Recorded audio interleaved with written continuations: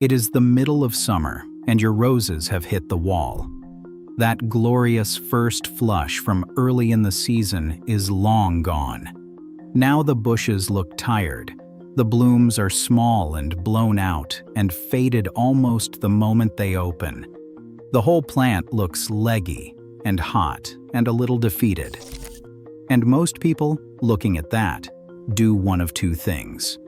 They fuss over it uselessly, or they just wait and hope it perks back up on its own. Here is what almost nobody tells you. Right now, in the heart of summer, there is one job that flips that tired, slumping rose into the single most spectacular bloom it will give you all year. A huge, rich, full flush of flowers in the fall, when the heat finally breaks and the color comes back deeper and more saturated than it ever was in June. And that fall show is there for the taking, but only if you act in the right window. And most gardeners wait too long and miss it completely. Because here is the catch, and it is the honest part. Roses need this now, but your exact now depends on where you live. This is not one universal date I can shout at everybody. It is a deadline you calculate, counting backward from your own first frost. And I am going to show you exactly how to find your date, so you know whether your window is closing this week, or whether you have got another month. By the end of this video, you will know exactly what to do, exactly when your personal deadline is, and exactly which of you should do this, and which of you should put the shears down and skip it entirely. With the cuts, the feeding, the timing, all of it spelled right out. Not vague advice. The real method that turns a tired summer rose into a wall of fall flowers. But first, before you touch a single stem, you have to figure out two things about your situation, because they decide everything. Let me show you what they are. Here are the two things you have to figure out before you make a single cut. Get these two, and the whole rest of this video clicks into place. The first is your deadline, and you calculate it. Because this whole job depends on one piece of biology. When you prune and feed a rose now, it responds by pushing out fresh new growth, and that new growth is what carries your fall flush. But that tender new growth needs time to mature and toughen up before the cold hits, or the first hard frost simply kills it. So here is the rule the rose growers actually use. Stop your major pruning about 6 to 8 weeks before your first expected fall frost. So go look up your average first frost date right now for your zip code. It takes 10 seconds. Then count back 6 to 8 weeks. That date is your deadline. That is the last day this job makes sense. And here is why I keep saying your now depends on where you live. If you garden somewhere cold with an early frost, that window may be closing this week or already closed. If you are somewhere warm with a long season, you may have another month or two, and in the hottest climates you can push a summer prune even later. Same job, completely different clock. So find your date. The second thing is your rose. Because not every rose responds to this, and doing it to the wrong kind is just damage. This job is for repeat bloomers, the roses that flower over and over all season, which I will help you identify. For a rose that only blooms once a year, this does nothing for you, and I will tell you exactly who should skip it. So hold that question too. Is your rose a repeat bloomer or a once-a-year bloomer? And do me a favor. Drop a comment with your state, your zone, and what kind of roses you grow. Because between your frost date and your rose type, those two facts decide everything. Now, let me show you exactly why this window works. So let me show you why this window exists. Because once you understand the mechanism, the whole thing makes obvious sense, and you will never second-guess the timing again. A repeat blooming rose works on a cycle. It blooms, it rests, it blooms again, over and over through the season. And here is the key. Each new flush of flowers comes on new growth. So the whole game with repeat roses is to keep encouraging fresh new growth, because fresh new growth is where the next round of flowers comes from. And that is exactly what this summer reset does. When you cut a rose back lightly after a flush fades and you feed it, you send it a signal. You tell it, stop pouring energy into those tired old spent stems and push out new growth instead. And the plant responds fast. From a summer prune, you can expect the bush back in full flower in about 4 weeks. 4 weeks. So if you do this job now, in the heart of summer, that new growth comes on through late summer and it opens into a big, rich flush of blooms in the fall. And here is why the fall flush is so worth chasing. Rose color is actually better in cool weather. The blistering heat of summer bleaches and shrinks the blooms, but as the nights cool in fall, the colors come back deeper, richer, and more saturated, and the flowers last longer on the plant. So this fall flush is very often the best-looking bloom of the entire year. That is the prize. Now, here is the deadline, and why waiting kills it. Remember, this job pushes out tender new growth. And that new growth needs time, roughly 6 to 8 weeks, to mature and harden before a hard frost arrives, or the frost simply kills it. So if you wait too long, one of 2 bad things happens. Either you have not left enough runway and the flush never fully forms before the cold shuts it down, or worse, you push out a load of soft new growth right before a freeze and the frost burns it, which stresses the whole plant going into winter. So the person who waits too long does not just miss the fall flush, they can actively harm the rose. And that is why now, your calculated now, matters so much. So let me show you exactly how to do the reset. So here is the reset itself, step by step.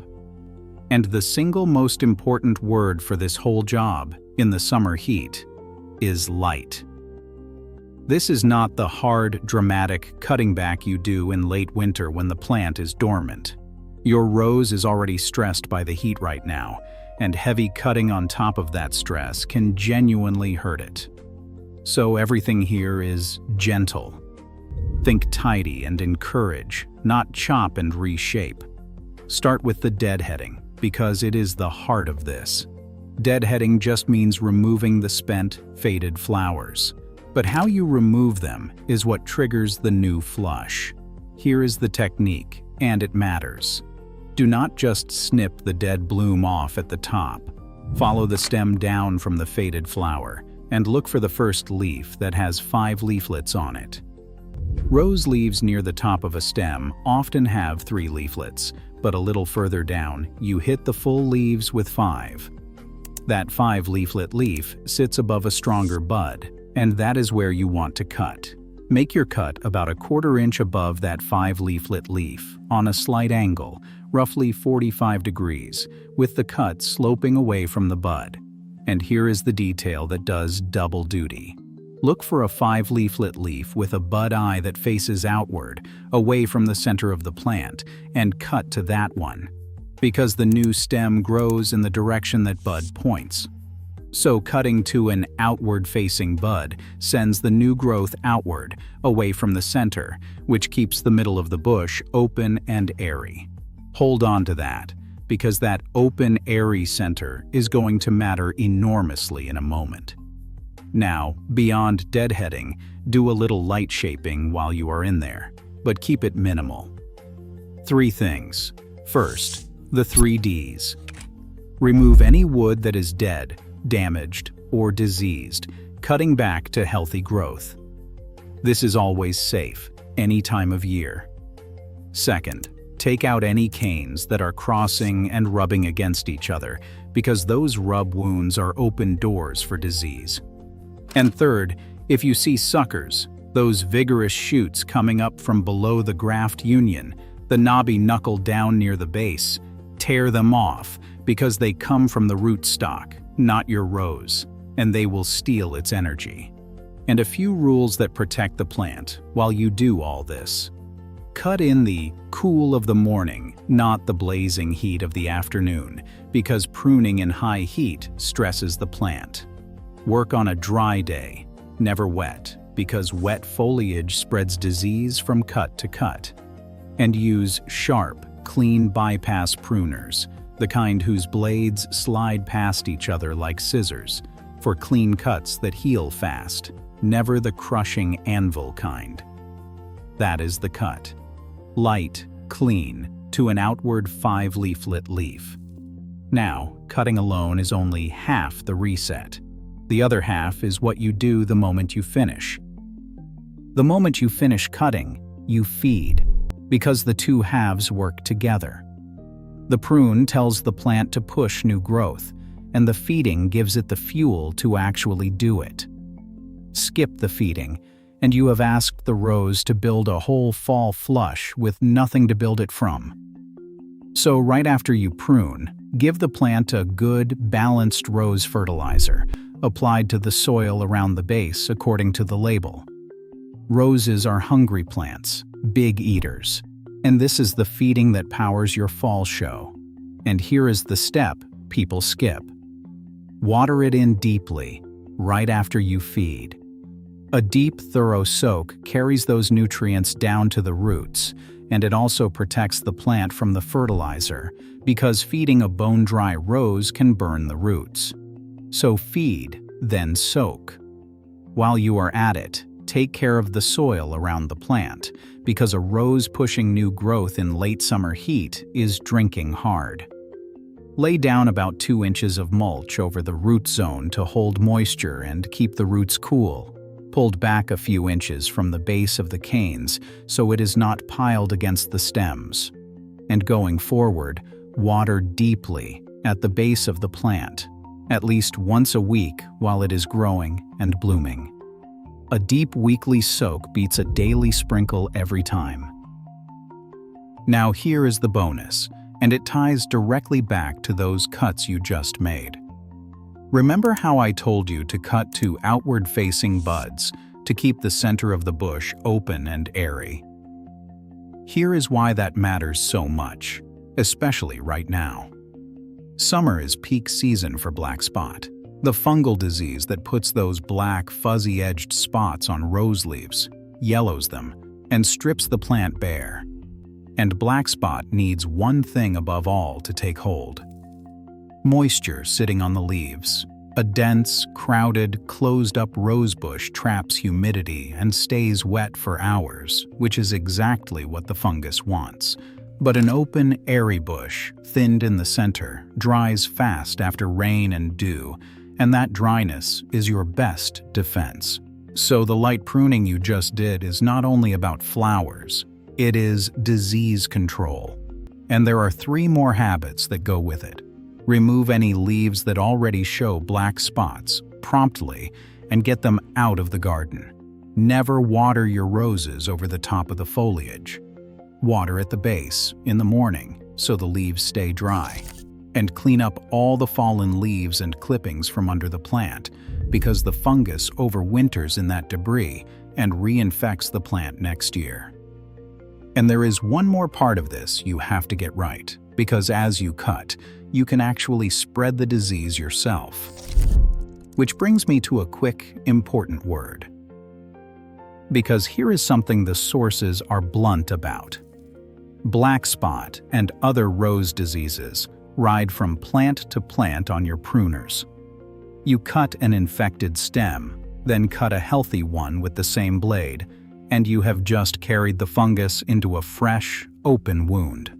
So, as you go through this reset, you sanitize your blades between plants and ideally between cuts on a diseased bush. And this is a spot where that brown bottle of hydrogen peroxide in your shed earns a real, limited place. A quick wipe of the blades keeps you from spreading disease as you work, and a dilute spray can serve as a mild knockback on fungal leaves. But let me be straight with you, because that is the whole point of this channel. Peroxide will not cure black spot. Nothing you spray cures it. The real defense is what we just covered: the airflow, the clean debris, the dry leaves. Knowing exactly where that bottle genuinely helps and where it is useless is the entire reason I wrote the hydrogen peroxide playbook. All 31 real garden uses, the exact dilution for each, and the 5 things peroxide will not do, so you never waste it or trust it in the wrong place. Real horticulture, not internet myths, with a clip and pin chart for the shed wall. 25 pages, $27, link in the description. Now stay with me, because before you cut a single stem, you need to make sure you are even the right kind of rose grower for this job. For some of you, this is wrong. So here is the second question from the start, the one that decides whether this whole job is even for you. What kind of rose do you have? This reset is for repeat bloomers, the roses that flower again and again all season. That is your hybrid teas, the classic long-stemmed one-bloom per stem roses, your floribundas, which bloom in clusters, and repeat blooming shrub roses. For all of these, everything I just described applies, and the fall flush is yours to claim. One note for the shrub roses though: go lighter on them than on hybrid teas, because many of them bloom best on plenty of mature wood. A modest cleanup, not a heavy hand. If you grow climbing roses, a special rule: deadhead and lightly trim the flowering side shoots, the laterals coming off the main structure. But never cut back the big main framework canes. Those long canes are the architecture of the whole plant, the wood you train along a fence or a trellis, and cutting them off costs you years. So on climbers, snip the side shoots, leave the framework. Now, who should skip this entirely? If you grow once blooming roses, the old garden roses, the heritage varieties, and the wild species roses that flower gloriously but only once a year, this reset does nothing for you. They do not rebloom, so there is no fall flush to chase. Cutting them now just removes growth for no gain. For those, simply enjoy the season and let them be, and if anything, let the spent flowers form hips. And if you grow the modern landscape roses, the self-cleaning types like the Knockout series, good news. They drop their own spent blooms and need no deadheading at all. You can give them a light shaping now if you want to control their size, but the fussy deadheading is optional. So repeat bloomer, this is your moment. Once a year bloomer, sit this one out. Now, there is one more piece of timing you have to get right on the back end. Here is the back end timing, and it is the other half of the deadline. Just as there is a right time to start this reset, there is a right time to stop and to stop feeding, so you do not push tender growth into a killing frost. So as fall approaches, you begin winding down. Stop your major pruning 6 to 8 weeks before your first expected frost, the same date we calculated at the start. And stop feeding around the same window, because a late feeding drives soft new growth at exactly the wrong moment. You want the plant hardening off and settling toward dormancy, not sprinting. And ease off the deadheading too, as the season winds down. Here is why, and it is a nice piece of biology. When you stop deadheading and let the last blooms fade on the plant, they form hips, those round, reddish seed pods. And those hips send the rose a signal that the season is ending and it is time to slow down and prepare for winter. So letting hips form in fall actually helps the plant harden off, especially in colder climates. Deadhead all summer for blooms, then stop in early fall and let the hips come. Now the honest part, for anyone watching this whose window has already closed. If you count back from your frost date and find you are already inside that 6 to 8 week zone, do not force it. Do not do a big summer prune now and try to squeeze out a late flush, because you will just push soft growth that the frost kills and send the plant into winter weakened. It is genuinely better to leave it alone, let it wind down naturally, and do the job properly next year. A rose that missed its summer reset is completely fine. It just skips the fall bonus this once. And mark your calendar now, so you nail it next year. Frost date. Count back 6 to 8 weeks, and that is your window. So let me pull the whole thing together. Before we finish, do one thing for me.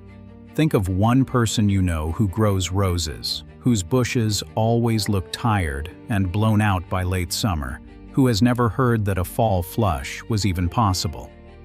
Send them this video, just the link. It might give them the best rose display they have ever had. In a month, they thought the show was already over. Now here is the whole thing, in one breath. Right rose, right window, cut light, and feed now. If you grow a repeat bloomer, a hybrid tea, a floribunda, a repeat shrub or climber, and you are more than 6 to 8 weeks out from your first frost, this is your moment. Deadhead back to an outward-facing 5-leaflet leaf. Do a little light shaping, pull the 3 Ds, then feed and deeply water. Do it in the cool of the morning, on a dry day, with clean, sharp tools. And in about 4 weeks, you get your reward. If you grow a once-a-year bloomer, or your frost window has already closed, put the shears down. This is not your job right now, and forcing it does more harm than good. And here is why this video matters to me. Most channels that tell you something is urgent are just trying to rush you into acting or buying. This one handed you a calculation instead. A real deadline that you work out yourself from your own frost date. Real urgency, with real math behind it, not manufactured panic. That is the difference. And listen, a rose is one of the great long-term loves of a garden. A well-tended rosebush blooms for decades, and that deep, rich fall flush in the cool air is very often the most beautiful thing it does all year. You have earned that show. Do not let it slip past, because nobody ever told you the window was open. So subscribe and stick around. We do this the honest way here in the Forgotten Knowledge Library. Real horticulture, exact amounts, and we tell you straight, even when the honest answer is to wait or to skip it. It is free, and it always will be. Next time, another plant, another job with a deadline nobody warns you about until it is too late.